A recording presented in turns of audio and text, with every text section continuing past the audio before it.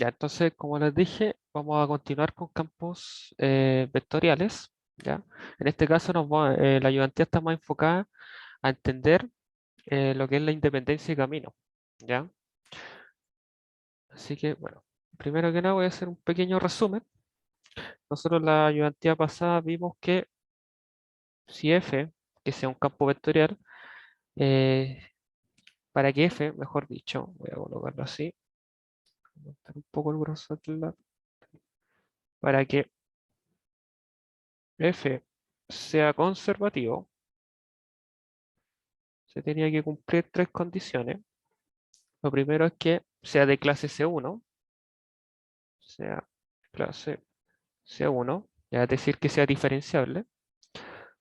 La segunda condición importante era que su dominio sea simplemente conexo. ¿Qué quiere decir simplemente conexo? Bueno, que si nosotros tenemos acá, imaginemos que este es el dominio de cualquier campo conservativo, o sea, de cualquier campo vectorial, perdón. Simplemente conexo quiere decir que no hayan agujeros o discontinuidades al interior de este dominio, ¿ya? Eso es simplemente conexo, ¿ya? Simplemente conexo. También puede darse la opción de que sea conexo, ¿ya? ¿Y qué quiere decir que sea conexo solamente? Es que puede existir un agujero o una discontinuidad dentro de este dominio, ¿ya? Pero ahí solo sería conexo. Para que sea F un campo conservativo que tiene que ser simplemente conexo, es decir, ningún agujero al interior. Es decir, esta opción no es válida, ¿ya? Pero vamos a entender a lo largo de la ayudantía de hoy que esta opción se cumpla, ya que sea conexo simplemente nos va a dar la posibilidad de utilizar lo que es independencia de caminos, ¿ya? Que fue algo que se me olvidó mencionar la ayudantía pasada. No es necesario que el dominio sea simplemente conexo para poder aplicar el criterio de independencia de camino. Ya, eso lo vamos a ir viendo en los ejercicios que están hoy día en la ayudantía. Y la última condición para que sea F un campo conservativo es que su rotor sea igual a cero, ¿ya? En este caso yo lo puse en forma vectorial, dado que de forma más correcta, ¿ya? Por así decirlo. Dado que el operador rotor es un operador vectorial y F es un campo vectorial, ¿ya? Por ende vamos a obtener un resultado en forma de vector. Entonces, cumpliéndose estas tres condiciones, de que sea de clase C1, que sea el dominio simplemente conexo y que además el rotor sea igual a cero, eh, nos da a entender de que F es un campo conservativo, por ende, si F es un campo conservativo,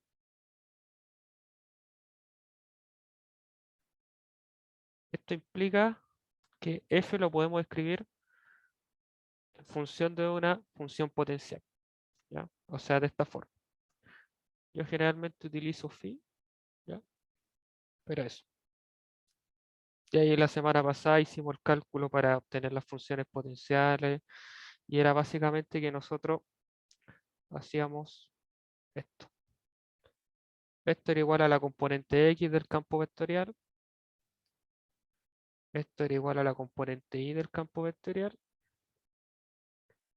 Y esto era igual a la componente Z del campo vectorial, ¿ya? Entonces ustedes integraban y después, cuando ya tuvieran las 3 phi, ¿ya? Porque quieren obtener 3 phi, obtenían la phi final a partir de básicamente ir viendo qué le faltaba a la expresión del phi, obtenía, no sé, de este de acá, de la componente X del campo vectorial, qué le faltaba al phi que se obtuvo de la componente Y del campo vectorial. Y ahí armaban un phi final, y ese phi final era su función potencial, y con eso se le simplificaba mucho más el cálculo, ¿ya? Eso es más que nada a modo de resumen lo de un campo conservativo y lo que vimos la ayudantía pasada. Entonces, ahora vamos a ir con la ayudantía de hoy día. Y bueno, vamos a partir con el problema 1. Y dice, CH, una función diferenciable en todo R, ya en todos los reales, considera el campo vectorial F definido como tanto. ¿Ya? Calcula el trabajo efectuado por F sobre la curvatura, no sé qué letra esta, creo que un delta. Ya, pero sí me parece que un delta, descrita por, y ahí nos da la parametrización. Entonces, Problema 1. Ya, nos dan un campo F, ¿cierto? Y nos piden calcular el trabajo. El trabajo se definía como la integral de línea sobre una curva C o gamma, ya, vamos a usar gamma, y esto era igual al trabajo. Entonces, ¿qué tenemos? Bueno, nos dan también las parametrizaciones. Básicamente las parametrizaciones nos van a servir para ver cuál va a ser el punto inicial y el punto final. Entonces, ¿qué se les ocurre a ustedes? En base, voy a dividir la pantalla. En base a lo que tenemos ahí, el problema 1. ¿Qué harían? ¿Qué es lo primero que se preguntarían? ¿Ya? La verdad es que H no es necesario para el cálculo que nosotros vamos a hacer, ¿ya? O sea, que H esté en forma de una expresión no influye en nada.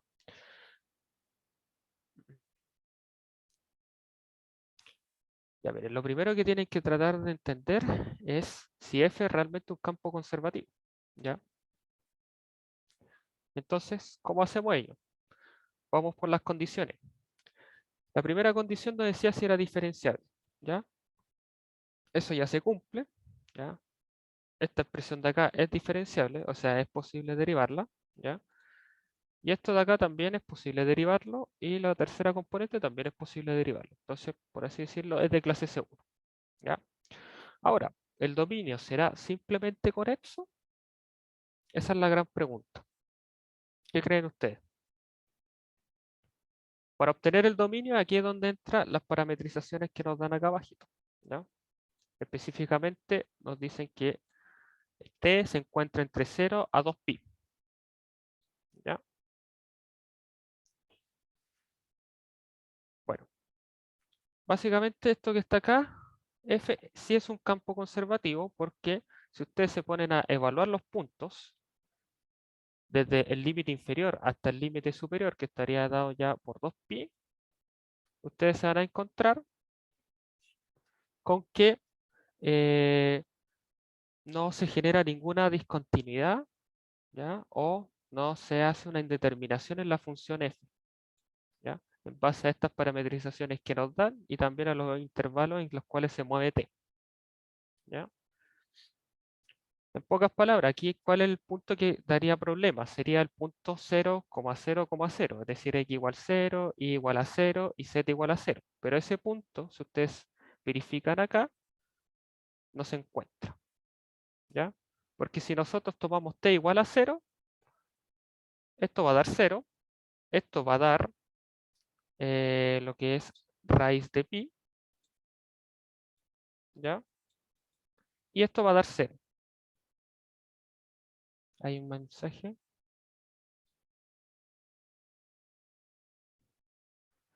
Ah, ya. Esa es muy buena pregunta. ¿Cómo sé que no se define?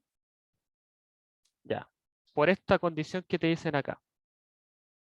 Que h es una función diferenciable en todo R. ¿Qué quiere decir que es diferenciable? Que no se indeterminan sus derivadas. Y con ello, tú puedes asumir que no va a haber ninguna indeterminación en cuanto a h. No sé si se entiende, Michael. ¿Ya? Esa es muy buena pregunta, ¿ya? Muy clara. Entonces, revisamos primero el extremo cuando t vale 0, ¿ya? Y nos dimos cuenta de que no se genera el punto 0,0,0, ¿ya? Por ende estamos bien. Si nos vamos al otro extremo, voy a borrar los dibujos, si nos vamos a 2pi, nosotros nos fijamos acá que esto va a valer 0, esto va a valer raíz de pi, y esto de acá va a valer 2pi.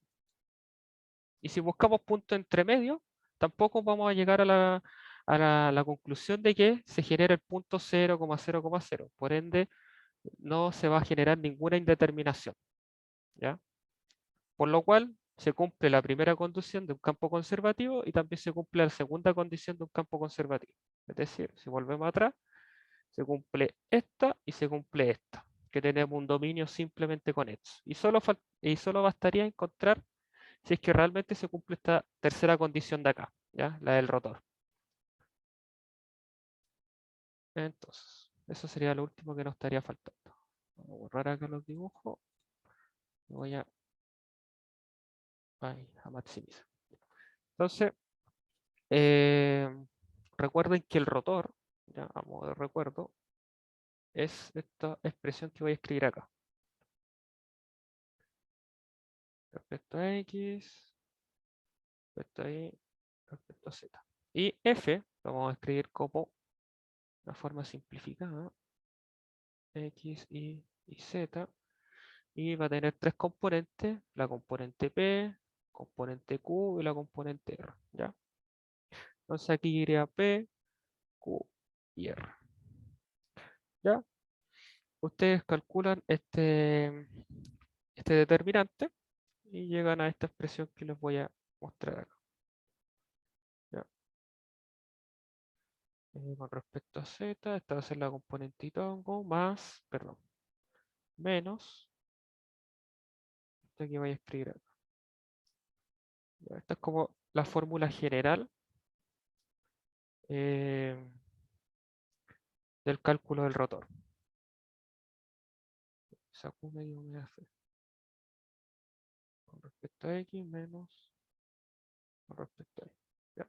Esta es la fórmula general.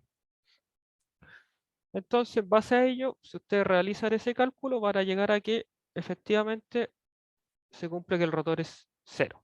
¿Ya? Está dado por el vector cero. ¿Ya? Este cálculo, si quieren, ustedes lo verifican de acuerdo a la función que nos entrega. Entonces, como es cero y se cumplen también las dos anteriores condiciones, F es un campo conservativo. ¿Ya? Entonces, F es un campo conservativo. Y por ende, F se puede escribir como una función potencial, es decir, el gradiente de una función phi cualquiera, que es la que debemos encontrar. ¿Ya? Entonces, en base a ello, nosotros podemos hacer lo siguiente. Decir que esto va a ser igual a la componente X del campo vectorial F, ¿ya? Y esa va a estar dada por esto que está acá, ¿ya? Más X sobre X cuadrado más Y cuadrado más Z al cuadrado, y esto elevado a la cuarta. ¿Ya? Si nosotros empezamos a desarrollar ello, vamos a armar la siguiente integral, más esto que está acá, ¿ya? De X. Entonces, para la primera integral, que era la integral esta que está acá, ¿quién me dice cuánto es el resultado? ¿O se le ocurre cómo hacer esa integral si se le llegase a aparecer en el certamen o bueno, en el certamen? ¿Quién me da una idea?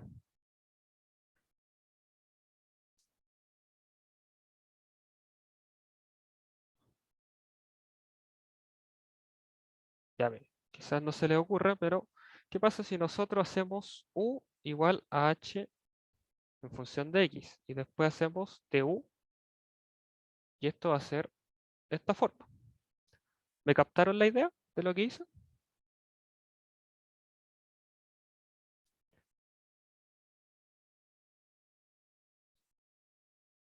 Ya, perfecto. Entonces ahí estaría casi lista la integral, porque nosotros aplicamos nuestro cambio variable, U era igual a H, y du va a ser, du va a ser todo esto de acá. ¿Ya? Entonces esto simplemente es de esta forma. ¿Ya? Y volviéndolo a las variables originales, llegamos a que esta integral es igual a esto que está acá. Ya, ahí tenemos resuelta la primera. Entonces vamos a llamar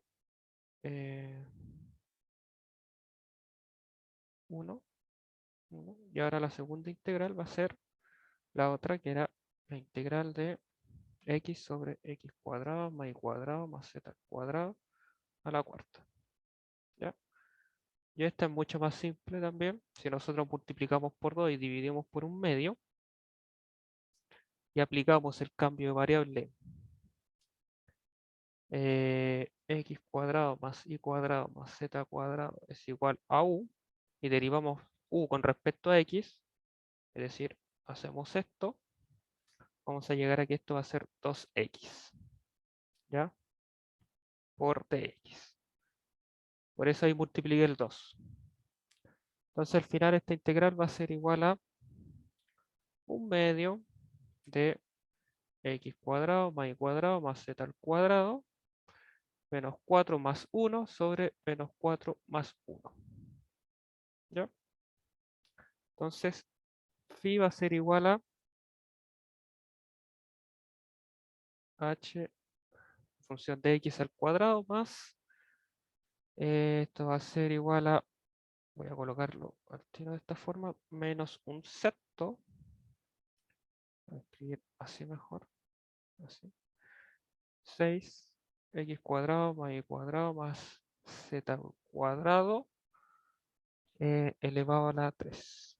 ¿Ya? Y esto es muy importante, más una constante f, bueno, en sí no es una constante, sino más una función que va a depender de y de z. ¿Ya?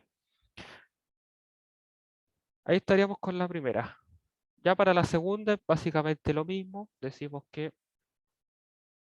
esto va a ser igual a la componente E, en la componente I del campo vectorial F, y esto va a ser igual a I coseno paréntesis de I al cuadrado más I sobre X cuadrado más Y cuadrado más Z al cuadrado, y todo eso va a ser elevado a la 4.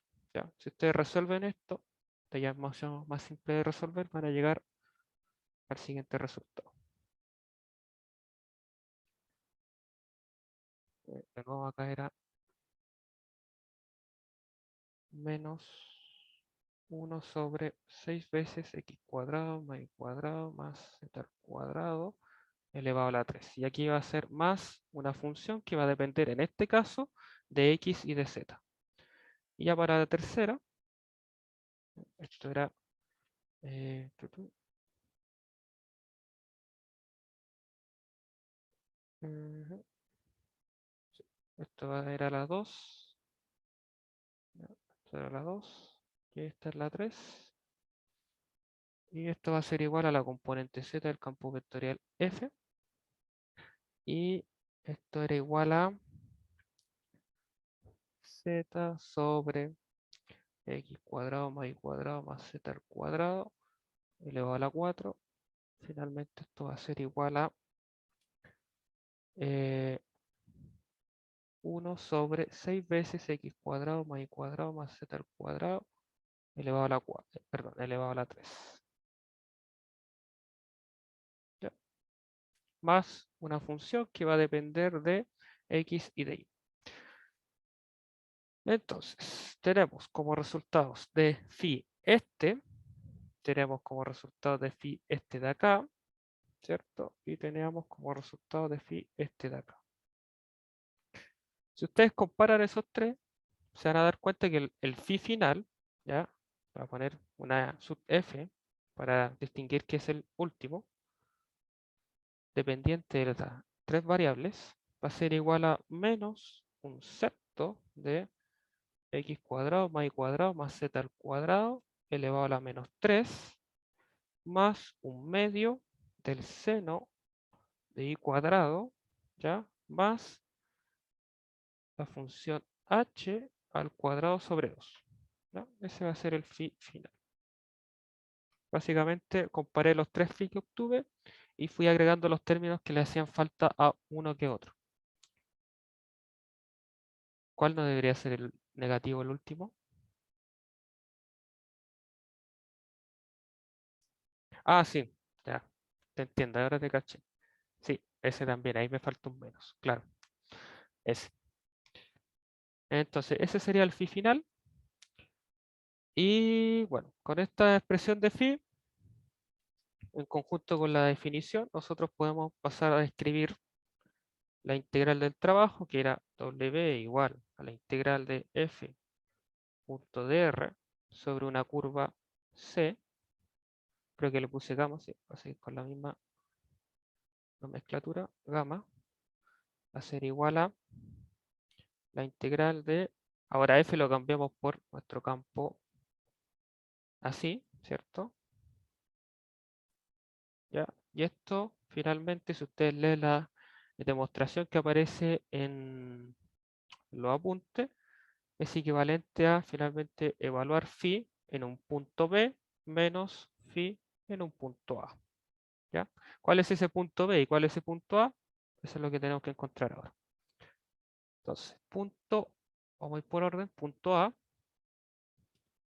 Si nosotros volvemos al enunciado,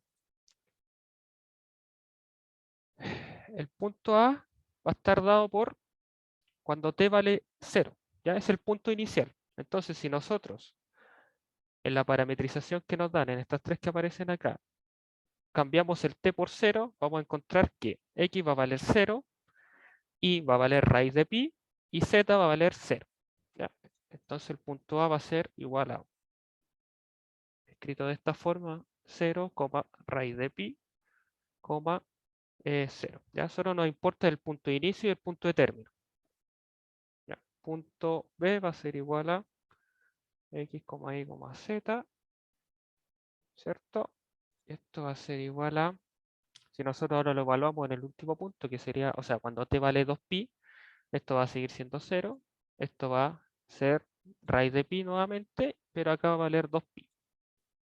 ¿Ya? Entonces esto va a ser 0, raíz de pi, y esto va a ser 2pi. Entonces, volviendo al resultado anterior, tenemos que la integral del trabajo va a ser igual a evaluar phi en 0, raíz de pi, 2pi, menos 0, raíz de pi, 0. Y esto va a ser un resultado de un sexto factor de 1 sobre pi elevado a la 3 menos 1 sobre pi más 4pi al cuadrado elevado a la 3. ¿Ya? Ese va a ser el resultado de esa integral, de ese trabajo que nos pedí. ¿Alguna duda con esto?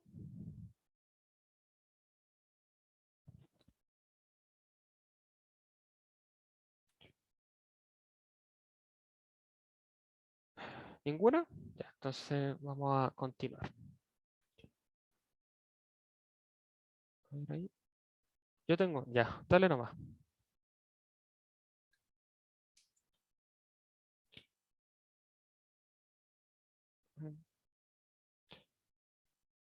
¿Cuál es la duda, Michael?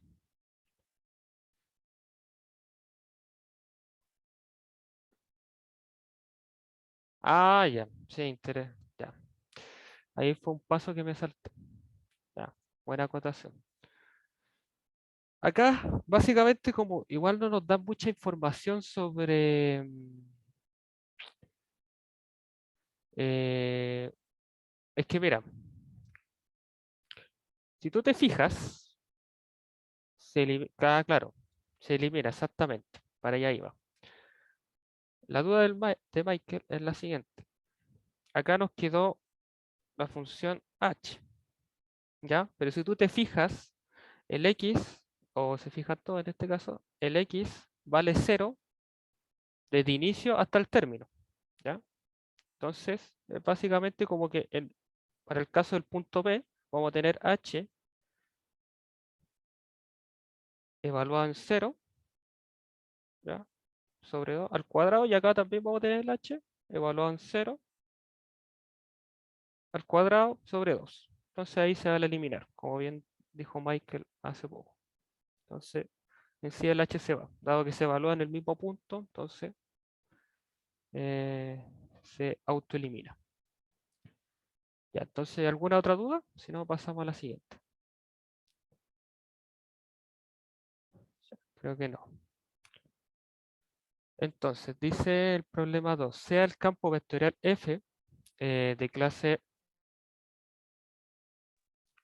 bueno, dice sea el campo vectorial f de clase C1 definido en el dominio omega, ¿ya? De R2 menos el 0, 0, y nos dan un campo vectorial f eh, para cada caso, es decir, para un caso en donde i es mayor o igual a 0 y para un caso en donde i es menor a 0. Demuestro, refute si f es irrotacional en omega, ¿ya? Y después dice sea la curva C, dado por esta elipse que aparece acá, ya esta es la ecuación de la elipse, orientada en sentido positivo, es decir, en contra de las manecillas del reloj, calcule la integral de línea sobre esa curva C, ¿ya? Entonces, vamos a ir por partes. Primero tenemos que demostrar o refutar que f, voy a escribir acá, f que va a estar dado por menos i sobre x cuadrado más y al cuadrado, ya, coma, x cuadrado más y al cuadrado. Esto va a ser para el caso en donde i es mayor o igual a 0 y para el caso en donde es menor a 0 va a ser de esta forma.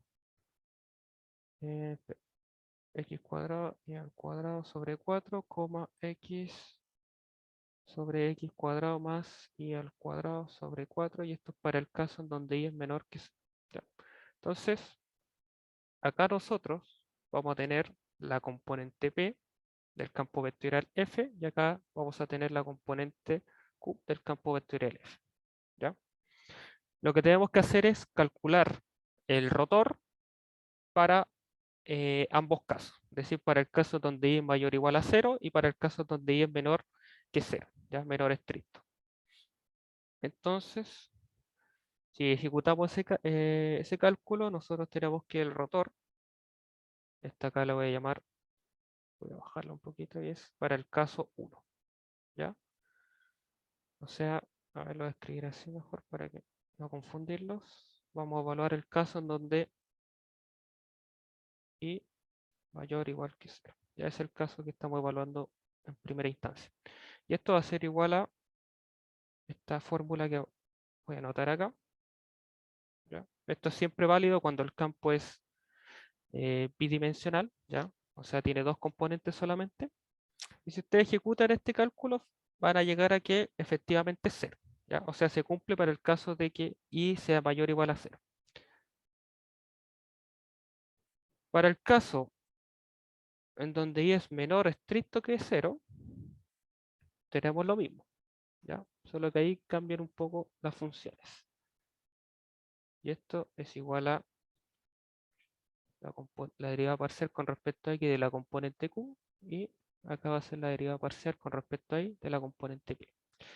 ¿Ya? Y acá también se va a cumplir que es 0. ¿Ya? Estas derivadas las pueden comprar ustedes con calma, pero al final van a llegar a que se cancela, ¿ya? Generalmente, esto como un tip, cuando están escritas de esta forma, es decir, como que están a la inversa, es decir, el i está acá y el x está al otro lado y este está con un signo menos, y el resto se mantiene tal cual, es decir, el denominador se mantiene igual, ahí inmediatamente el rotor va a ser igual a 0, ¿ya? Acá si fijan, es lo mismo, po. El i está acá, ¿ya? Y el x está en el otro lado y acá hay un menos. Entonces, si se escribe, si les parece un campo de esta forma, inmediatamente es rotor igual a 0. ¿Ya? Entonces, se cumple que para ambos casos, para tanto i mayor o igual a 0 y para el caso de i estricto menor que 0, se cumple que f es rotacional. O sea, perdón, es irrotacional. ¿Ya? Entonces, con eso ya tendríamos listo el inciso A. Entonces, f es irrotacional. Vamos con el B. ¿Ya? El B es más interesante. Bueno, el B dice, sea la curva C dada por esta elipse, ¿ya? Orientada en sentido positivo, calcule esa integral de línea. ¿Ya? Y aquí es donde vamos a entrar a aplicar lo que es independencia de caminos. F está más que claro que no es un campo conservativo. ¿Por qué? Si nosotros nos enfocamos en el caso en donde i es mayor o igual a 0, nosotros tenemos el siguiente campo vectorial F. Va a estar dado por menos y sobre x cuadrado más y cuadrado. Acá vamos a tener la segunda componente. ¿Ya? Vamos a hacer x sobre x cuadrado más y al cuadrado. Y si ustedes se fijan, a nosotros en la primera parte del enunciado nos decían que el dominio era omega y estaba dado por todos los valores de R2 menos el 0,0. Entonces, el dominio es R2 menos el 0,0. Es decir, nosotros, si esto lo dibujamos, así bien gráfico, supongamos que este va a ser el dominio de R2, pero nosotros tenemos que quitarle este pedacito de ahí, donde justo está el 0,0. Bajo la definición de los apuntes de mate, esto es un dominio que es conexo simplemente, no es simplemente conexo. Entonces inmediatamente queda descartado de que como no es simplemente conexo, F no va a ser un campo conservativo.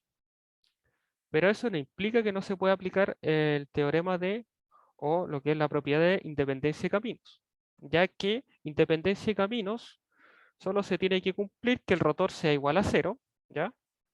Aquí lo voy a anotar, independencia de caminos, dependencia de camino, se tiene que cumplir que rotor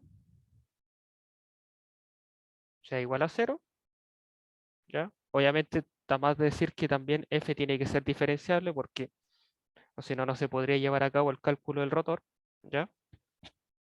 Y la segunda gran condición es que el dominio sea conexo. Si ustedes tienen esas condiciones, ustedes pueden aplicar independencia de caminos, independiente de que acá se genere esta especie de agujero o discontinuidad, ¿ya? Entonces, en base a ello, básicamente lo que nosotros podemos hacer es, en vez de utilizar la curva C, ¿ya? Porque la curva C, si ustedes se fijan, nos va a servir más para la segunda parte, la parte de abajito, ¿ya? Porque ahí hay una elipse y más encima nos da la ecuación de una elipse, ¿ya? Entonces, esa curva C la vamos a utilizar ahí. Nosotros podemos utilizar otra curva, pero, y aquí viene la gran condición, podemos utilizar cualquier otra curva, pero siempre y cuando esta curva encierra el 0,0. ¿Me explico? Nosotros tenemos la curva C que está dada por esta elipse, ¿ya? La elipse en este caso va a tener, va a ser algo como esto, ¿ya? Acá va a estar el 2, acá va a estar el menos 2, acá va a estar el 1 y acá va a estar el menos 1. Si ustedes se fijan, esta parametrización contiene el 0,0, ¿ya? Pero nosotros, para el caso de este campo vectorial, este de acá que estoy destacando en rojo, nosotros podríamos utilizar otra parametrización, más que nada para simplificar lo que aparece acá abajo en el denominador, esto que sale acá, ¿ya? Porque si utilizamos la curva C, vamos a llegar al mismo resultado, yo lo comprobé, vamos a llegar al resultado final que va a ser el mismo, pero es más fácil utilizar otra parametrización para el caso donde i es mayor o igual a 0, da más que nada para simplificar el cálculo, ¿ya? Entonces, para el caso de i menor que 0, nosotros podemos plantear la siguiente parametrización. Podemos decir que vamos a utilizar la siguiente curva, la curva gamma, que va a estar dado por un círculo de radio 1, ¿ya? Y ahí simplificamos el cálculo y vamos a llegar al mismo resultado, ¿ya? Entonces, eso es lo que nosotros vamos a hacer. Entonces, vamos a ir caso por caso. Para el caso de que i sea mayor o igual que 0, tenemos el siguiente campo, ¿ya? Lo voy a tomar de acá mismo, lo voy a copiar, lo voy a pegar acá, ¿ya? Vamos a tener ese campo y nosotros vamos a utilizar una curva que va a estar dada por x cuadrado más y cuadrado igual a 1. Y la parametrización en cuestión va a ser coseno de t para la primera componente y seno de t para la segunda. ¿Ya? Y en base a eso vamos a hacer el cálculo. Entonces, vamos a calcular trabajo 1, ¿ya? Va a ser igual a la integral de línea por f, y aquí voy a llamar, esta la voy a llamar como f1, ¿ya? f1 por esto que está acá, y esto va a ser en la curva gamma. Si nosotros calculamos ese trabajo, ¿ya? Esto va a ser igual a eh, tu, tu, tu, tu, f era,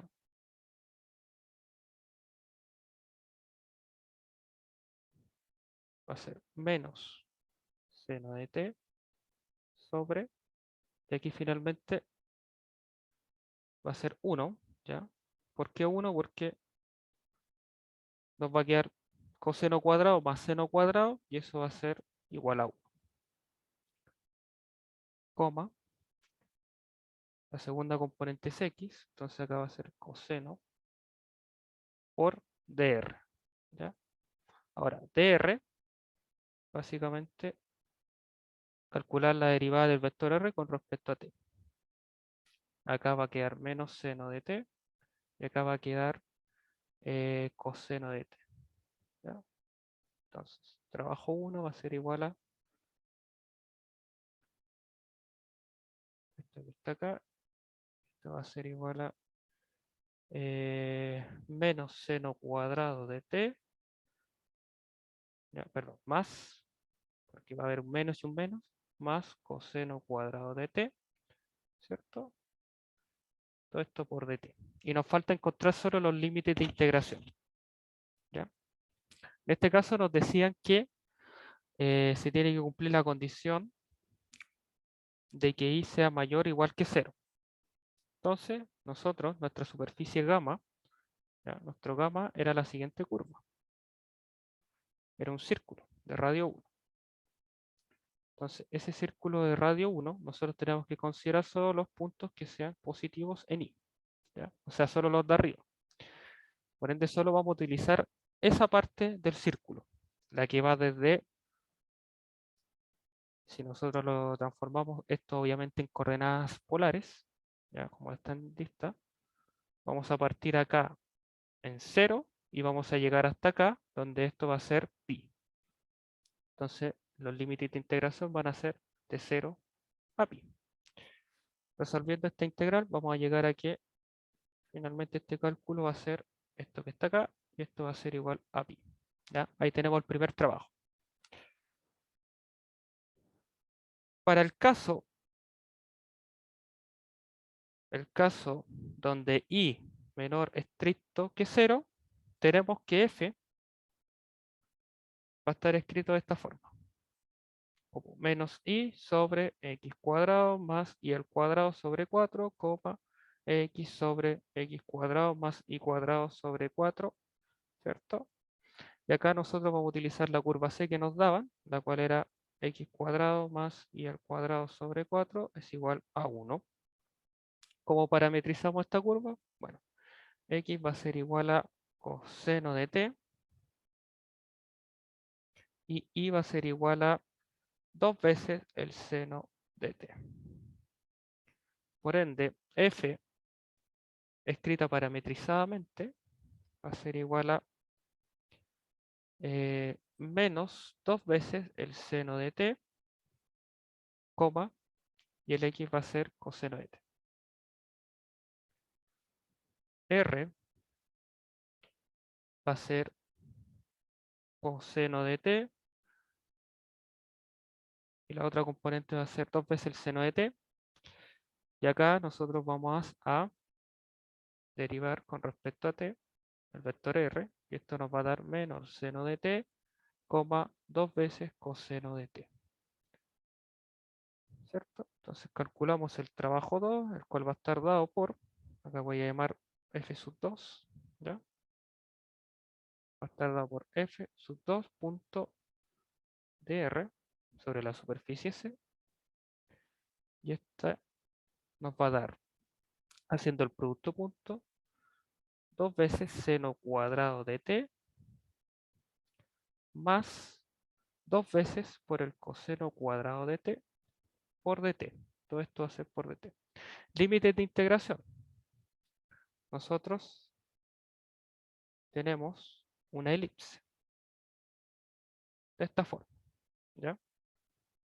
Recuerden que acá estaba el 2, acá está el menos 2, y acá va a estar el 1, y acá va a estar el menos 1. Voy a alargar acá. X e Y. Entonces, nosotros nos dicen que para el segundo caso se tiene que cumplir que los y sean menor a 0. Por ende, nos vamos a estar moviendo solo por la parte de abajo de esta superficie. Entonces, si nosotros partimos acá a la izquierda, acá en este punto, y llegamos al otro lado, vamos a llegar a que este punto de acá va a estar dado en coordenadas polares como pi, y el punto de acá va a ser 2pi, ¿ya? El giro por debajo. Por lo cual, esto va a ser reescrito de la siguiente forma. Va a ser de 0, perdón, va a ser de pi a 2pi. Y esto va a ser 2 veces por dt. ¿Ya? Factorizamos el 2 y nos va a quedar 0 cuadrado más coseno cuadrado, y eso va a ser igual a 1. Al resolver esta integral vamos a llegar a que 2pi menos pi, y esto finalmente va a ser igual a 2pi. Por lo cual, el trabajo total, ¿ya? O la integral de línea total de esta de acá, va a ser la suma de ambos trabajos, ¿ya? De W1 y W2. Entonces, el trabajo total va a ser igual a la integral de línea, ¿ya? Y el campo F propiamente tal, y esto va a ser igual a W1 más W2.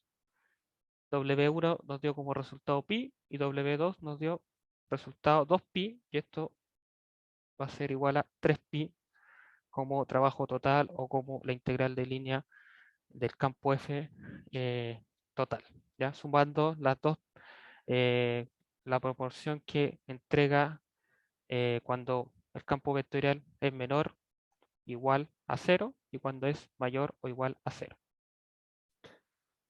¿Se entendió cómo se trabajó acá?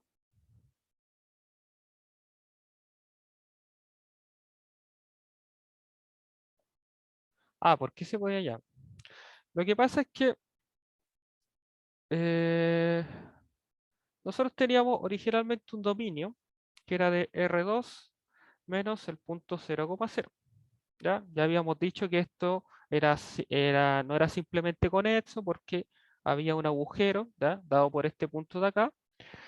Y en sí, lo que nosotros teníamos era un dominio conexo. ¿Qué quiere decir un dominio conexo? Que si esto lo transformamos así, vamos a tener ahí un puntito, ¿ya? Y esto es, por definición, un dominio conexo, ¿ya?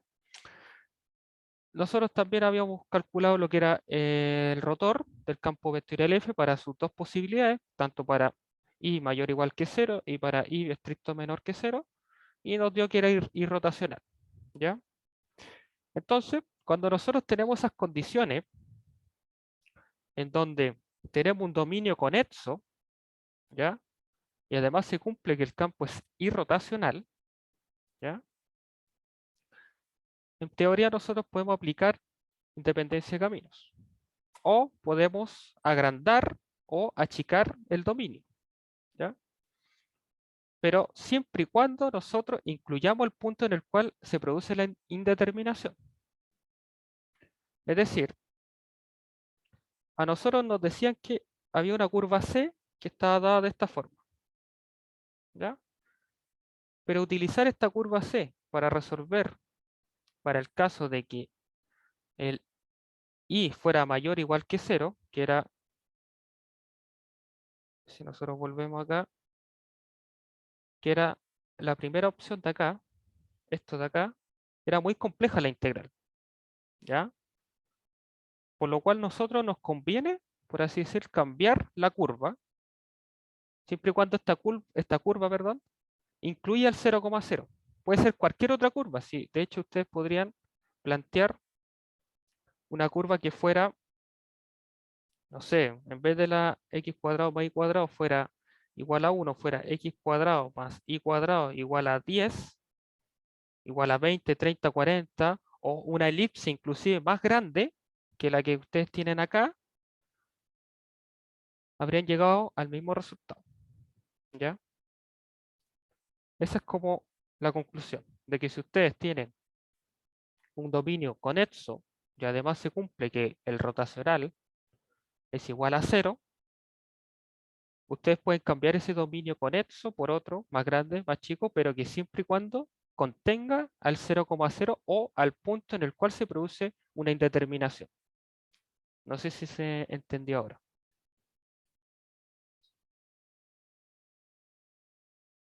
¿Ya? Eso es más o menos importante. Porque claro, yo hice el cálculo, bueno, en realidad lo hice en MATLAB porque realmente se complica demasiado.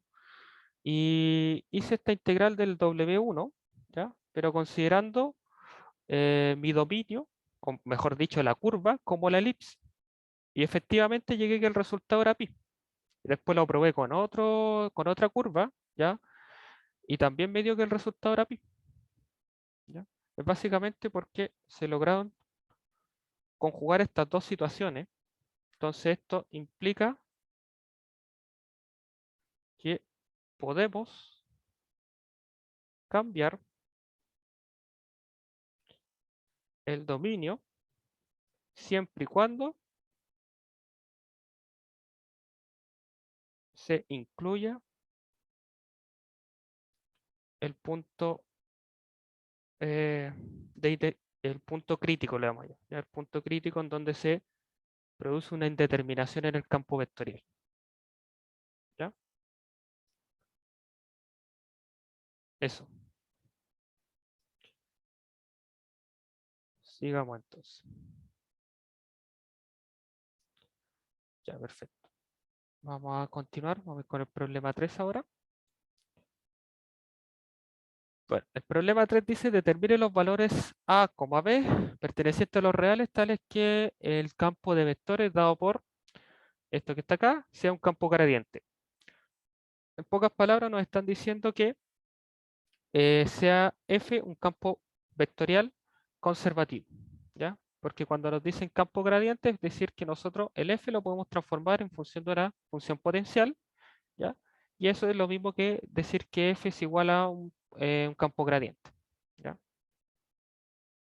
Es decir, nos dicen que F lo podemos llegar a escribir dando los valores adecuados para A y B como esta forma, ¿ya? Entonces tenemos que encontrar esos valores de A y B que nos permiten hacer este cambio. Ya. De forma rápida, nosotros ya sabemos que, no, que es de clase C1, ya es fácilmente derivable todo este campo vectorial, y que además el dominio de esto va a ser todos los reales, por lo cual no se van a generar agujeros y algo por el estilo. Por lo tanto, tenemos un dominio simplemente conexo, ¿ya? Entonces se cumplen las dos primeras condiciones y solo faltaría la tercera condición, la cual tiene que ver con el rotor. Entonces, lo único que nosotros debemos de hacer es calcular el rotor de F. ¿Ya? Entonces, si ustedes calculan el rotor de F, van a llegar al siguiente resultado. Ya, voy a colocar solo el resultado para, por amor al tiempo, para que alcancemos a ver el último problema. A por B, xz al cuadrado. Esto va a ser para la componente y tongo, y el otro va a ser de esta forma. Menos 18a b, que medio fue, z al cuadrado por i, j tongo más, y este tercera componente va a ser igual a 0. No hay tercera componente, por así decirlo. Entonces, tenemos que todo esto tiene que ser igual al vector 0,0,0. ¿Ya? Entonces vamos armando nuestro sistema de ecuaciones.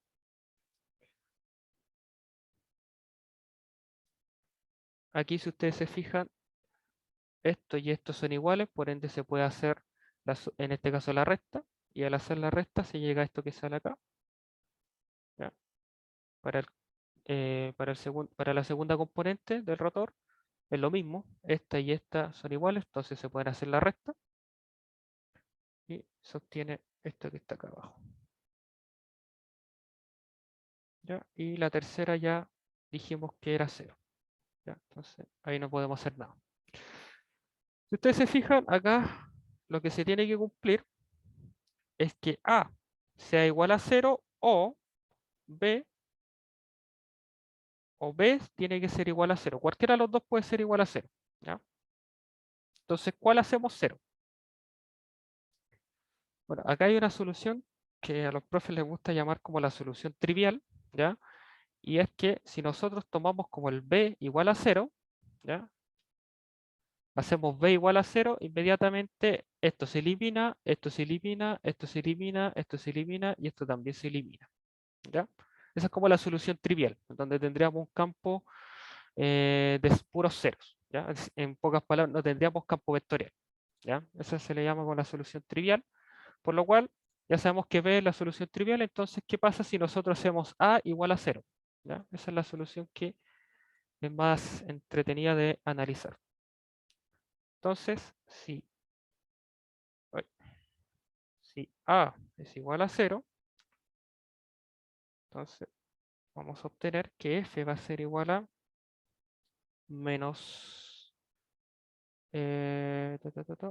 menos 20 B x al cubo y al cuadrado, coma, menos 10 B x a la cuarta por i, coma, 0. ¿Ya? Ese va a ser el campo vectorial. Y ahora, a partir de ello, vamos a obtener la función potencial. ¿Ya? Entonces hacemos lo mismo que hemos estado haciendo hasta ahora, o sea, lo mismo que hicimos con el problema 1. Esto es igual a 20b x al cubo y al cuadrado, y aquí vamos a obtener menos 10b x a la cuarta por i. Resolviendo, vamos a llegar a que esto va a ser igual a menos 20b x a la cuarta y al cuadrado sobre 2 más una función f que va a depender de i, punto y coma. Y si lo hacemos acá, vamos a obtener que esto va a ser igual a menos 10b x a la cuarta y al cuadrado sobre 2 más una función que dependa de x. ¿Ya? Eh, esto, estos dos que salen acá son iguales, ¿ya? Por ende, podemos concluir de forma rápida que phi va a ser igual a menos 5 bx a la cuarta y al cuadrado. ¿Ya? Acá nosotros le podríamos colocar más una constante, pero en sí esta constante, por así decirlo, vendría a compensar lo que son estas dos funciones que aparecen acá, ¿ya? Pero en definitiva tampoco tenemos como alguna condición inicial como para encontrar el valor de esta constante k. ¿Ya? Entonces asumimos inmediatamente que k es igual a 0. ¿Ya? Entonces tenemos esto. Y bueno, acá b, esto es para todo b perteneciente a los reales. ¿Ya? O sea, b puede tomar cualquier valor. ¿Ya? No hay problema con si b toma valor de 100 o menos 100 o menos 20, cualquier valor. Entonces, y con eso ya estaríamos listos, porque esto es lo que nos pedía, la función potencial. ¿Se entendió? Era más o menos simplicito de hacer. ¿Todos entendieron?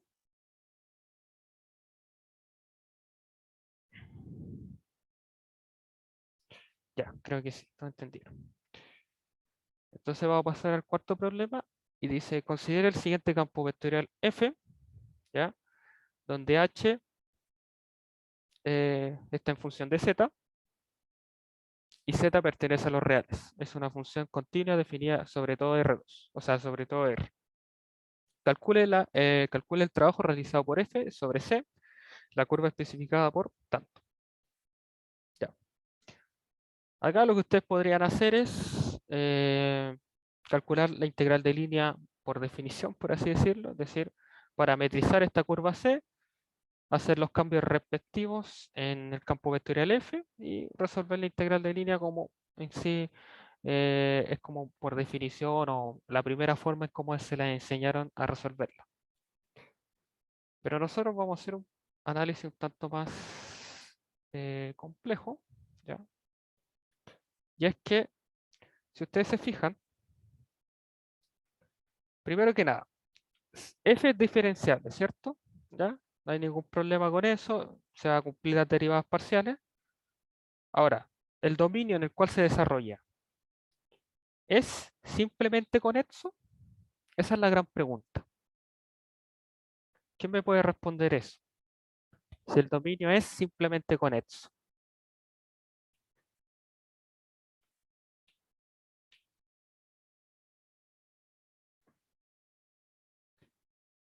Para identificar si el dominio es simplemente conexo, vean dónde se genera una indeterminación en el campo F. Por ejemplo, si X vale 1 y Y vale menos 1,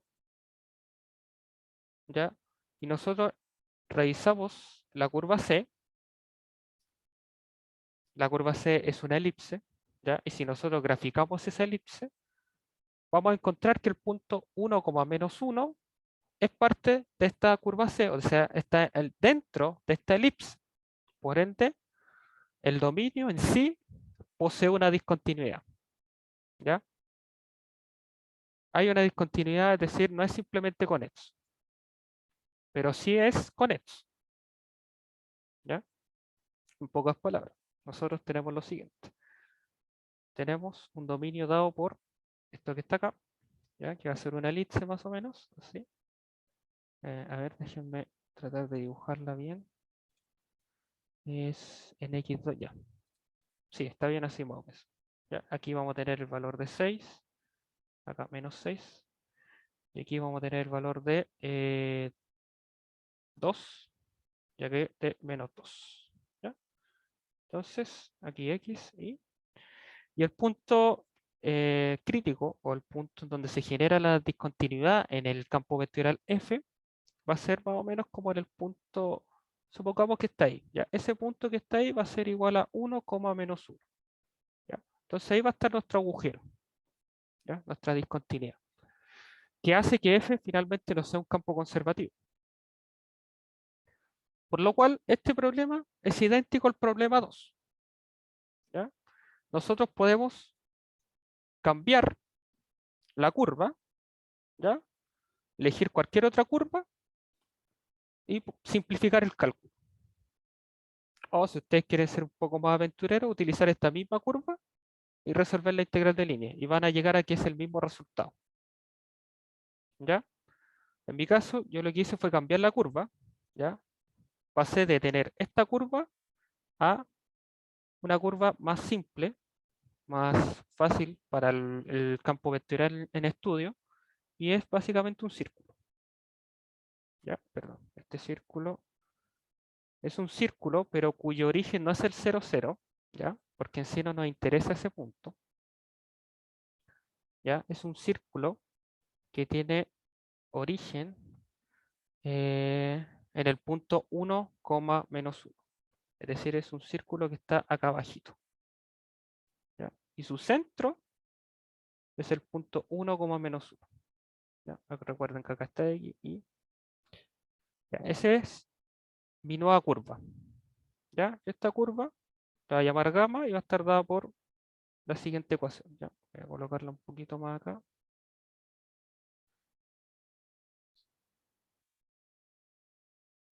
Va a ser esa curva.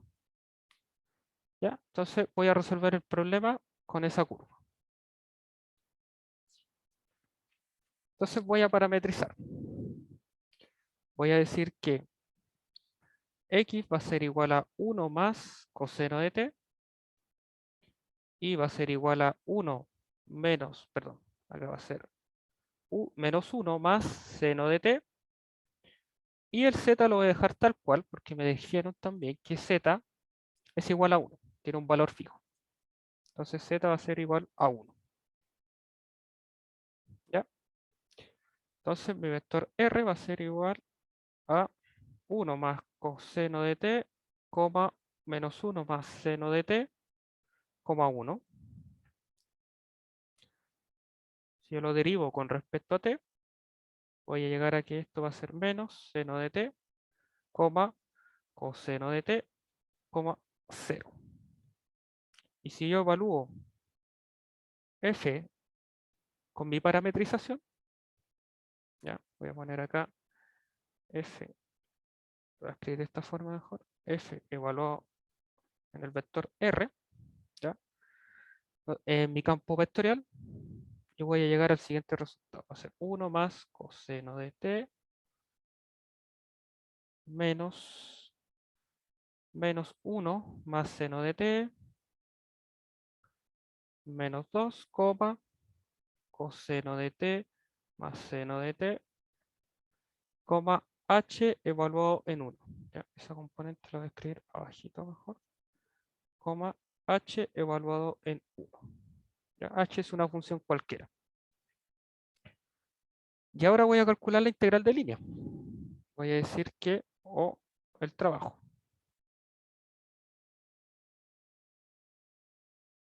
¿Ya? Ahora voy a pasar a escribirla de esta forma. ¿Ya? La integral de línea de f en función de t por r. Esto de que está acá es un producto punto. Y esto va a ser lo mismo que la integral de coseno de t menos seno de t. Esto así por menos seno de t más coseno de t más seno de t.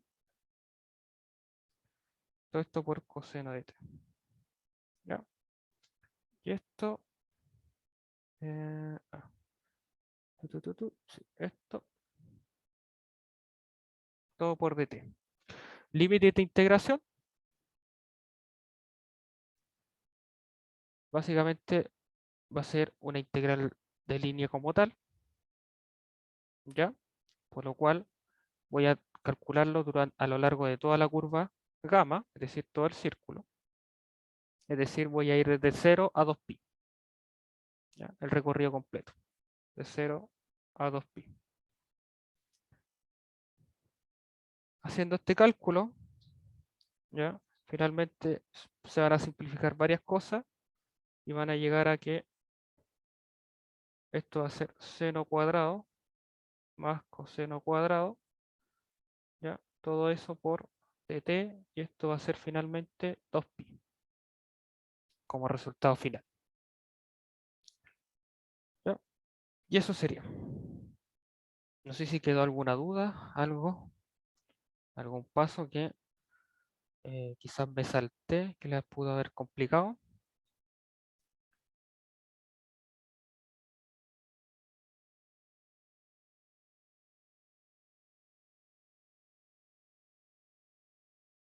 ¿Todo bien? Ya, perfecto. Entonces estaríamos. Voy a parar la grabación.